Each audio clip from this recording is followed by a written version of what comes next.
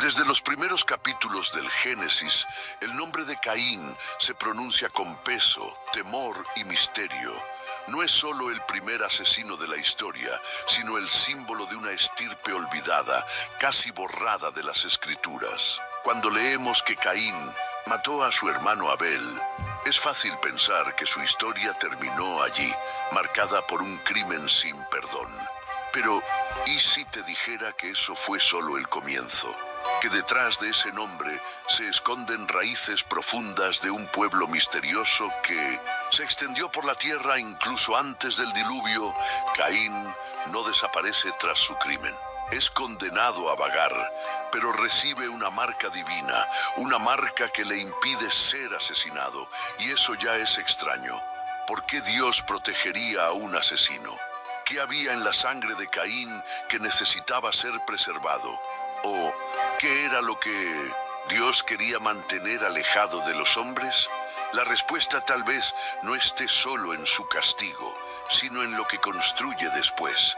Ciudades, civilizaciones, cultura. ¿Cómo podría un hombre aislado, maldito, fundar ciudades? La Biblia nos dice que se establece en Nod, una tierra misteriosa al este del Edén, un lugar sin descripciones, sin mapa, sin otros nombres. Allí, Caín tiene un hijo, Enoc, pero este no es el Enoc justo, descendiente de Set. Este es el Enoc cainita, cuya descendencia comienza a formar algo oscuro. La existencia de esta generación plantea la primera gran pregunta. ¿Con quién tuvo hijos Caín? Si Adán y Eva fueron los primeros y Abel ya había muerto, ¿de dónde vinieron las demás personas? ¿Quién habitaba Nod? Aquí comienza el misterio. Si había otros habitantes, ¿quiénes eran? ¿Seres no mencionados en la Biblia? ¿O acaso los hijos de Caín se mezclaron con linajes que ya estaban allí, al margen de la narrativa sagrada? ¿Y por qué la Biblia guarda casi completo silencio sobre sus descendientes, como si la historia intentara ocultar algo? Pero tal vez lo más perturbador no sea lo que la Biblia dice sobre Caín, sino lo que no dice. ¿Por qué los autores bíblicos preservaron los nombres de los descendientes de Set, pero prácticamente borraron a los cainitas? ¿Qué había de tan terrible o tan prohibido en la herencia de Caín? ¿Serían ellos los responsables de la corrupción del mundo antes del diluvio? Y así, sin que lo percibamos, Caín deja de ser solo el villano de una historia simple para convertirse en la semilla de un misterio mucho mayor. Un misterio que clama por respuestas a través de las generaciones. Pocos símbolos bíblicos despiertan tanto misterio como la enigmática marca de Caín. Tras matar a Abel, Dios no solo lo condena al exilio, sino que también declara que nadie podrá matarlo. Luego, el texto sagrado dice que el Señor puso en Caín una señal para que cualquiera que lo encontrara no lo atacara. Pero ¿qué tipo de marca era esa? ¿Y por qué Dios protegería a alguien que había cometido el primer asesinato humano de la historia? Durante siglos, teólogos, rabinos y estudiosos han intentado descifrar el verdadero significado de ese símbolo. Algunos creen que fue una marca visible, una alteración física. Otros sugieren que era una especie de señal espiritual, un sello de protección sobrenatural. Pero detrás de todas esas teorías flota una duda aún más perturbadora. Esa marca era una protección divina o una maldición eterna. Si lo pensamos bien, el gesto de Dios puede sonar paradójico. El mismo que castiga a Caín por la muerte de Abel, también lo impide de sufrir el mismo destino. Es casi como si hubiera algo en Caín que aún debía cumplir un propósito, algo que necesitaba sobrevivir. Pero ¿sobrevivir para qué? ¿Para esparcir su descendencia? ¿Para cumplir un papel oculto en los designios divinos? ¿O quizá para servir como advertencia viva al mundo? Lo curioso es que tras recibir la marca, Caín se aleja de la presencia de Dios. Y es exactamente en ese momento cuando empieza a construir su legado. La marca no lo paraliza. Al contrario, parece liberarlo para algo mayor. Encuentra una esposa, tiene hijos y funda una ciudad. ¿Cómo puede prosperar alguien maldito? Estaría él mismo usando la marca como un símbolo de poder, algo que lo separaba de los demás hombres como alguien intocable. Algunos textos apócrifos y tradiciones antiguas sugieren que la marca de Caín tenía poderes, que lo volvía inmortal, que condenado a vagar por la tierra, no podría morir hasta el cumplimiento de una profecía. Esta idea se repite en leyendas hebreas e incluso en tradiciones gnósticas, donde Caín aparece como el ancestro de una raza que no muere, sino que se extiende en las sombras de la historia. ¿Y si fuera verdad? ¿Y si los hijos de Caín heredaron más que sangre y nombre, heredaron también la marca? ¿Estarían entre nosotros aún hoy, ocultos, olvidados por la historia oficial, pero presentes en los ecos de culturas antiguas? Entonces, la marca no sería solo un símbolo de castigo, sería el sello de un pueblo destinado a cargar con un secreto milenario. Y ahora, quizás, estemos acercándonos demasiado a él. Tras el asesinato de Abel, el texto bíblico nos conduce a una tierra enigmática llamada Nod, donde Caín se exilia, lejos de la presencia de Dios. Pero, ¿qué sabemos realmente sobre ese lugar? Muy poco. Nod se menciona solo una vez, y aún así, sin detalles geográficos, culturales ni históricos. Un nombre suspendido en el aire, una tierra al margen del relato. Pero el silencio de la Biblia sobre Nod puede ser más revelador de lo que imaginamos. El nombre Nod proviene de la raíz hebrea nad, que significa vagar, errar. Es decir, Nod podría no ser una ubicación geográfica específica, sino una condición espiritual, un estado de errancia, de ruptura. Aún así, Caín no solo habita allí, él establece su vida en Nod, construye, funda una ciudad, y es en ese lugar de exilio donde nace Enoc, su primer hijo, el inicio de una línea que se desarrollará lejos de los ojos de la historia sagrada. Pero ¿de dónde vienen los habitantes de Nod? ¿Con quién se casa Caín? Estas preguntas aún hoy inquietan a los estudiosos. La Biblia no menciona hermanas ni otras mujeres, ni tampoco pueblos anteriores a Adán y Eva. Sin embargo, el texto nos da pistas sutiles de que Nod no estaba vacío, que Caín encontró allí otros seres, otras presencias. ¿Quiénes eran? ¿Humanos no mencionados, criaturas espirituales o tal vez una civilización preadámica completamente excluida de las genealogías oficiales? Es en Nod donde, lejos de la influencia directa de Dios, Caín inicia algo nuevo, un modelo de sociedad, un pueblo que crece sin la bendición divina, pero con inteligencia, fuerza y cultura. Esto transforma por completo nuestra visión de la historia antigua. No estamos hablando de un simple ermitaño huyendo de la justicia divina. Hablamos del fundador de un linaje marginal, un linaje olvidado. Y no resulta curioso que esa ciudad fundada por Caín reciba el nombre de su hijo. Eso refleja un deseo de eternidad, de perpetuación. Caín crea una estructura para mantener vivo su nombre, su memoria. Pero ¿será esto un intento de redención o un acto de desafío directo a Dios? Lo que comenzó con un crimen ahora se convierte en un legado, y ese legado crecerá, tomará forma y atravesará los siglos, pero lejos de la bendición, lejos de la luz. Y tal vez por eso, tan cerca de fuerzas que aún hoy intentamos comprender, porque en las sombras de Nod no nació solo una ciudad, sino un linaje destinado al olvido, o quizás al silencio intencional de las Escrituras. La historia de los descendientes de Caín continúa, pero no como una simple genealogía. Desciende en una espiral misteriosa que nos lleva hasta un personaje sombrío y casi poético. Lamec, el séptimo desde Adán en la línea cainita. A diferencia del justo Lamec, descendiente de Set, este Lamec surge envuelto en un velo de violencia, orgullo y secretos. Y es precisamente con él que los descendientes de Caín revelan algo aún más profundo: el nacimiento de una cultura que parece desafiar directamente los planes de Dios. Lamec es el primer hombre en romper el modelo monogámico establecido hasta Tzinti.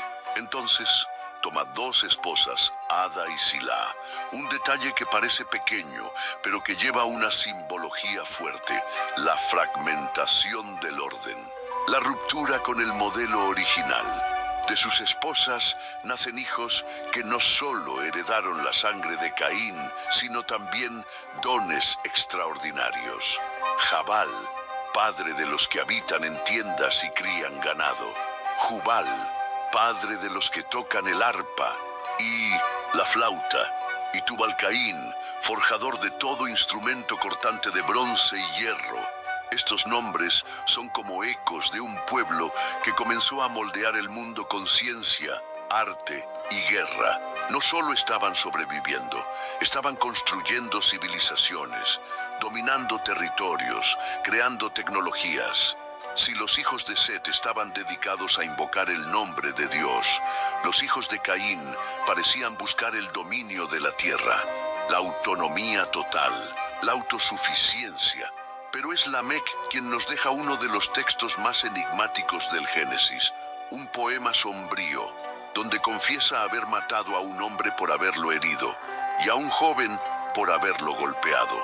Entonces proclama que, si Caín sería vengado 7 veces, Lamec lo sería 70 veces 7. ¿Un grito de impunidad? ¿Una advertencia a los enemigos? ¿O un ritual, una maldición, un pacto? Este pasaje plantea una posibilidad inquietante. La línea de Caín no solo siguió viva, sino que se sumergió en un camino de autonomía espiritual. No buscaban redención, buscaban poder, permanencia y nombre.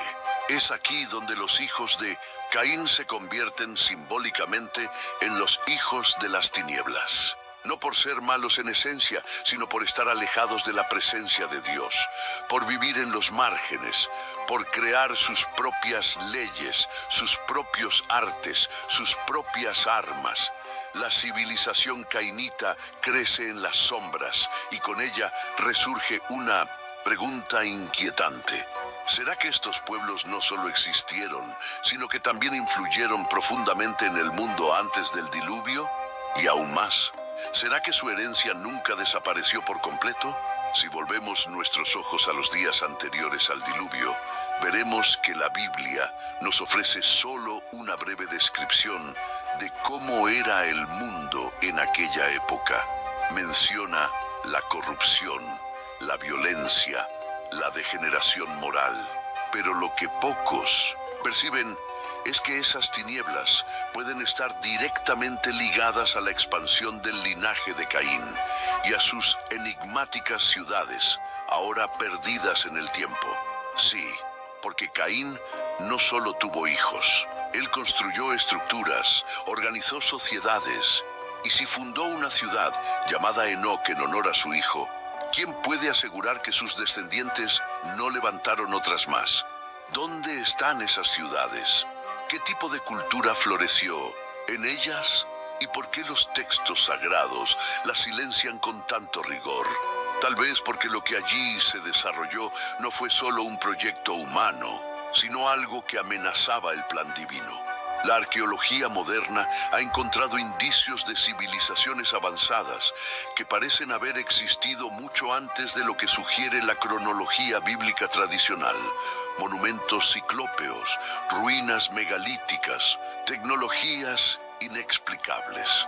Algunos teóricos sugieren que esas ciudades podrían haber sido fundadas por linajes perdidos, como el de Caín. Sociedades que florecieron antes del cataclismo del diluvio y desaparecieron sin dejar herederos reconocidos. Si los descendientes de Caín heredaron no solo la rebeldía de su padre, sino también su capacidad creativa, entonces tal vez esas ciudades fueron centros de arte, tecnología y poder. Pero hay un detalle perturbador. Esas civilizaciones se habrían desarrollado sin la presencia de Dios. Sus avances no fueron guiados por principios espirituales, sino por dominios físicos y materiales. Es como si Caín y su linaje hubieran buscado desde el principio una forma de sustituir el Edén. Esas ciudades podrían haber sido no solo centros urbanos, sino verdaderos laboratorios espirituales donde el conocimiento ancestral, quizás heredado de seres celestiales, era explorado y manipulado. El libro de Enoc, por ejemplo, habla de ángeles caídos que enseñaron a los hombres el uso de metales, encantamientos y astrología. ¿Será que fue precisamente entre los descendientes de Caín donde esas enseñanzas encontraron terreno fértil? La destrucción de esas ciudades por el diluvio habría sido entonces una respuesta divina a algo mucho más profundo que una simple corrupción humana. Sería el fin de un proyecto alternativo de humanidad, una humanidad forjada lejos de Nirensu, Dios. Pero la cuestión más perturbadora permanece. ¿Acaso todo ese legado fue realmente destruido? ¿O una parte de él sobrevivió infiltrándose en otras culturas, otros pueblos, otras historias? Porque si las ciudades de Caín existieron, tal vez aún dejen sus ecos en el mundo de hoy. El libro de Enoc, uno de los textos apócrifos más enigmáticos de la antigüedad, revela un capítulo oculto de la historia humana.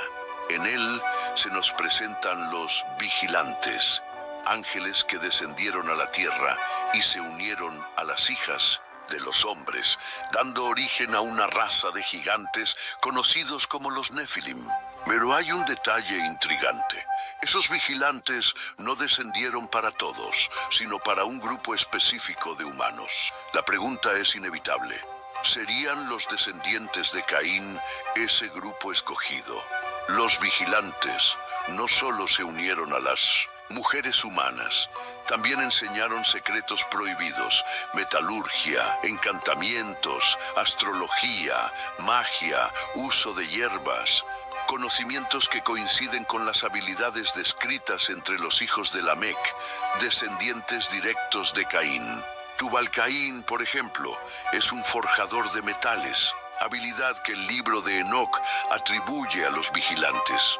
Esto sugiere una conexión mucho más profunda entre estas líneas genealógicas de lo que podríamos imaginar.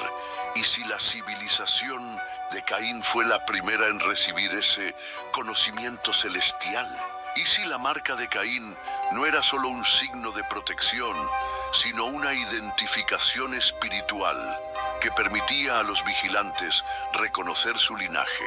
Después de todo, la misma idea de que Caín fue apartado de la presencia de Dios lo colocaría fuera de la protección divina, dejando espacio a influencias externas. En el libro de Enoc, esta alianza entre ángeles y humanos se presenta como una rebelión celestial, un pecado tan grave que provocaría la ira de Dios y culminaría en el diluvio. Los hijos de esa unión, los Nefilim, son descritos como violentos, gigantescos, devoradores de todo, un reflejo monstruoso de la mezcla entre lo divino y lo profano. ¿Y si esa corrupción comenzó con los descendientes de Caín? ¿Qué nos dice eso sobre el papel de ese linaje en la historia espiritual de la humanidad? Lo más perturbador es que después del diluvio, el texto bíblico sigue mencionando gigantes. Reaparecen en la tierra de Canaán, son combatidos por Josué y aún se mencionan en tiempos de David. Esto plantea una posibilidad audaz. ¿Y si no todos los Nefilim fueron destruidos? ¿O si su sangre, al igual que la de Caín, sobrevivió oculta, camuflada entre generaciones? ¿Y si esa fue justamente la herencia de Caín? Abrir la puerta a un tipo de sabiduría para la cual la humanidad aún no estaba preparada. Una sabiduría que parecía luz, pero que provenía de las tinieblas. Un pacto silencioso entre los hijos de los hombres y los seres del cielo, que le costó a la tierra el juicio de las aguas. Pero, ¿realmente se rompió ese pacto? El diluvio, narrado en el Génesis, es descrito como una catástrofe global que destruyó a toda la humanidad, excepto a Noé, su familia y los animales en el arca. Pero si la humanidad fue completamente reiniciada a partir de Noé, entonces surge una pregunta inevitable. ¿Qué pasó con los descendientes de Caín? ¿Realmente fueron exterminados? ¿O es posible que su linaje, de alguna manera, haya sobrevivido oculto bajo la superficie de la historia? Según el texto bíblico, solo los descendientes de Set, a través de Noé, fueron salvados. Pero el silencio respecto a los cainitas durante ese periodo es ensordecedor. No hay mención de la destrucción de sus ciudades. Ninguna referencia directa a la extinción de su linaje. Es como si el texto evitara decir lo obvio o tal vez escondiera algo más profundo. Algunos estudiosos señalan una posibilidad inquietante. Los cainitas no desaparecieron, se mezclaron. Si consideramos que antes del diluvio existía una intensa mezcla entre los hijos de Dios y las hijas de los hombres, como dice Génesis 6, no sería extraño imaginar que descendientes de Caín se infiltraran entre otras familias, incluso en el propio linaje de Set. Esto levantaría una hipótesis audaz. El ADN espiritual de Caín cruzó al otro lado del arca. Además, antiguas tradiciones judías sugieren que la esposa de Noé podría haber tenido linaje cainita, aunque eso no está en las escrituras canónicas. Aunque esta teoría es rechazada por muchos, resurge una y otra vez en círculos esotéricos y entre estudiosos alternativos. Después de todo, el comportamiento de los hijos de Noé, especialmente Cam, plantea preguntas incómodas. ¿Por qué fue Cam maldecido después del diluvio? ¿Sería eso un vestigio de aquel linaje no deseado? Y lo más perturbador, después del diluvio, vemos el surgimiento de pueblos como los cananeos, los filisteos y otros grupos que parecen oponerse al linaje divino. Pueblos que practicaban rituales ocultos, sacrificios humanos, cultos extraños. ¿De dónde vinieron estas prácticas? ¿Serían reflejos de la antigua sabiduría corrompida de los cainitas, preservada en secreto a lo largo de los siglos? Si esto es verdad, entonces el diluvio no fue un final absoluto, sino un reinicio imperfecto. Un juicio que purificó la superficie de la tierra, pero no destruyó por completo la semilla rebelde que había sido plantada por Caín. Un linaje que no desapareció, solo se ocultó, esperando el momento oportuno para emerger de nuevo. ¿Estamos preparados para reconocer los rastros de Caín en el mundo post-diluviano? Al leer el libro de Génesis con atención, notamos un detalle que muchos pasan por alto. Existen pueblos que surgen en la narrativa sin ninguna genealogía clara. Simplemente aparecen, como si siempre hubieran estado allí.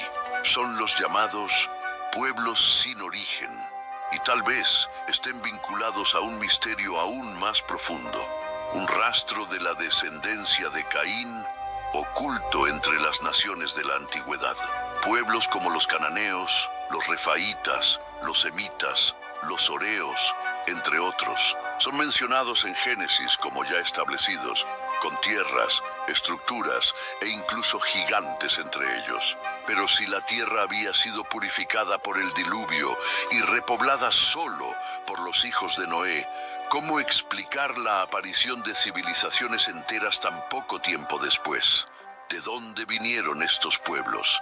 ¿Cómo desarrollaron culturas complejas, lenguas distintas y prácticas espirituales tan avanzadas o corrompidas en tan poco tiempo?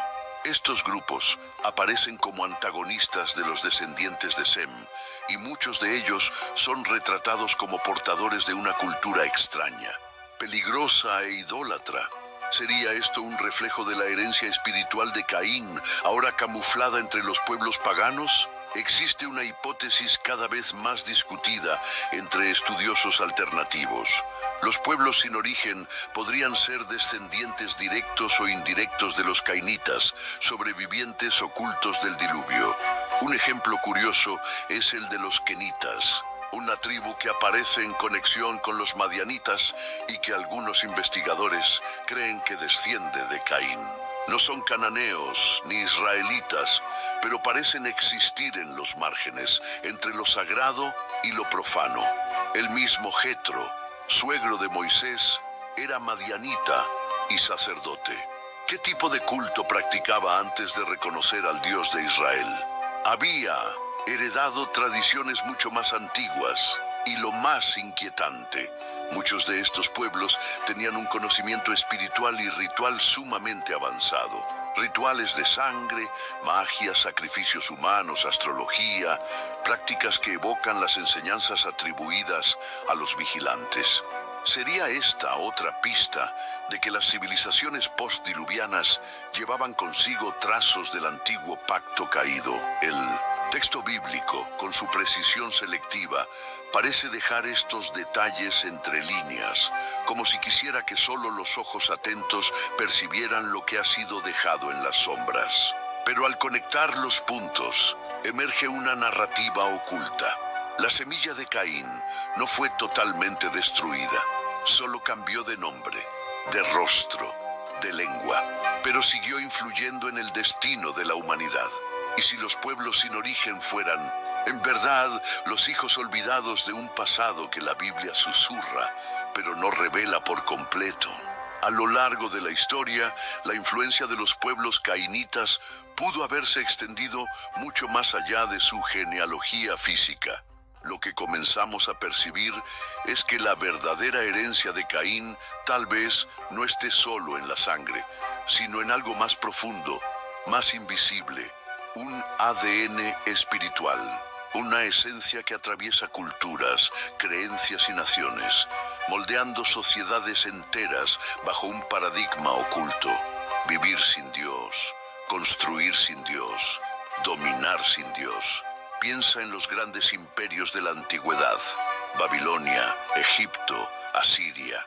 Civilizaciones que florecieron con arte, ciencia, arquitectura y poder militar, pero que también se sumergieron en prácticas ocultas, cultos extraños y rechazo a la soberanía divina. ¿De dónde vinieron esas ideas? ¿Habrán sido esas naciones influenciadas por un espíritu de rebelión ancestral? Serían en esencia naciones cainitas disfrazadas. Es como si Caín no solo hubiese fundado una ciudad, él fundó un modelo, un patrón de civilización basado en 3 pilares: autonomía, poder y memoria. Quiso ser recordado, quiso perpetuarse, quiso demostrar que podía prosperar incluso estando fuera de la presencia de Dios. Ese mismo patrón se repite a lo largo de la historia. Pueblos que construyen torres, templos, palacios y olvidan al Creador. Incluso en las Escrituras vemos el contraste entre 2 tipos de pueblos: los que invocan el nombre del Señor y los que confían en sus propios medios. El primer grupo, descendiente de Set, camina con Dios. El segundo, heredero de la mentalidad de Caín, crea sus propios caminos. La pregunta es: ¿cuántas naciones modernas heredaron ese ADN espiritual? ¿Cuántos sistemas de pensamiento, estructuras sociales y movimientos culturales actuales llevan las mismas marcas de aquel primer rebelde? Y si esto es verdad, entonces la historia de la humanidad no es solo una línea cronológica de eventos, sino una batalla espiritual entre 2 legados: el de Abel, que fue silenciado, y el de Caín, que construyó. Abel representa el altar, Caín la ciudad. Abel derrama sangre como ofrenda, Caín como asesinato.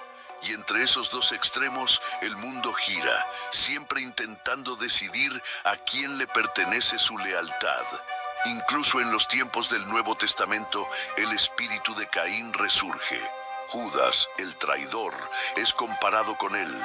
Juan, el apóstol, dice que Caín pertenecía al maligno. Esto nos lleva a una conclusión inquietante. Caín no es solo un personaje del pasado, es un arquetipo, una presencia, una influencia viva. Pero si el ADN espiritual de Caín está entre nosotros, entonces surge la pregunta final: ¿dónde están hoy sus hijos? Llegamos a la pregunta más inquietante de todas: ¿dónde están hoy los hijos de Caín?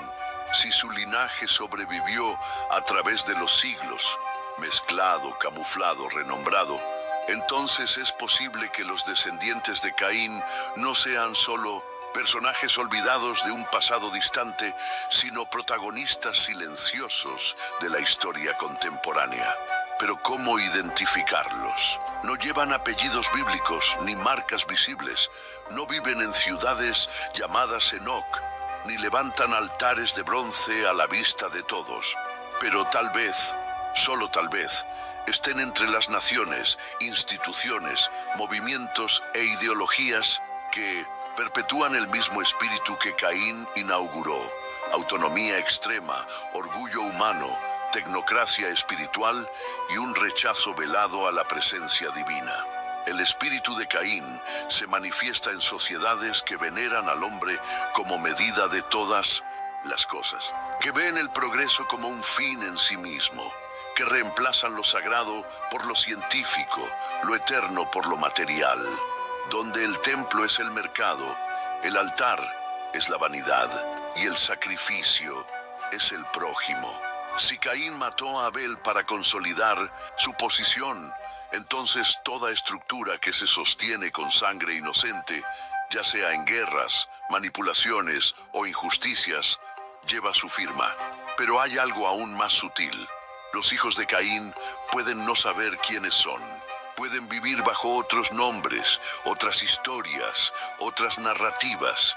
Pueden estar repartidos entre las artes, la política, la ciencia, influyendo silenciosamente en el rumbo del mundo, no como villanos evidentes, sino como agentes de un legado olvidado, un legado que no busca una destrucción inmediata, sino una dominación lenta, elegante, irresistible. Y lo más intrigante es que en algunas tradiciones ocultas, Caín es venerado. No se le ve como un criminal, sino como un portador de la luz del conocimiento prohibido, el primero en romper las cadenas del Creador. Ese culto oculto al espíritu de Caín está presente en corrientes gnósticas, en órdenes esotéricas y filosofías que exaltan a la serpiente del Edén como libertadora y no como engañadora. Caín, en este contexto, es el verdadero héroe, rebelde, precursor de un nuevo tipo de hombre, el hombre Dios. Pero los hijos de Caín no solo tienen poder, también tienen miedo, porque en el fondo saben que su linaje carga con un destino, un final, y que en el momento preciso la sangre de Abel y de todos los justos será demandada, porque la tierra aún clama, porque Dios aún responde, y así la historia de Caín no termina. Se disuelve en los márgenes de la historia, resonando en símbolos, en culturas, en silencios. Tal vez los hijos de Caín no estén tan lejos como imaginamos. Tal vez en cada rincón olvidado, en cada civilización sin origen, en cada sombra de poder que se eleva sobre el mundo, algo de su semilla aún respire. No como un cuerpo, sino como una idea, una herencia espiritual silenciosa y persistente. Pero para comprender a fondo cómo comenzó todo, es necesario volver a la pregunta que siempre ha inquietado a los lectores atentos: ¿con quién se casó Caín? Porque si tuvo hijos, entonces había otros, personas fuera del Edén, seres que no fueron creados de la misma manera que Adán y Eva. ¿Quiénes eran? ¿De dónde vinieron? Quizás el verdadero secreto del linaje de Caín esté en ese punto olvidado. Y quizás lo que la Biblia no dijo abiertamente esté justamente esperando ser descubierto ahora. Si quieres seguir conectando los puntos de este misterio, te recomiendo ver el video que aparece en pantalla. Revela detalles sorprendentes sobre el origen de otros habitantes que la Biblia solo insinúa, y cómo todo eso puede estar directamente relacionado con la semilla que Caín dejó atrás.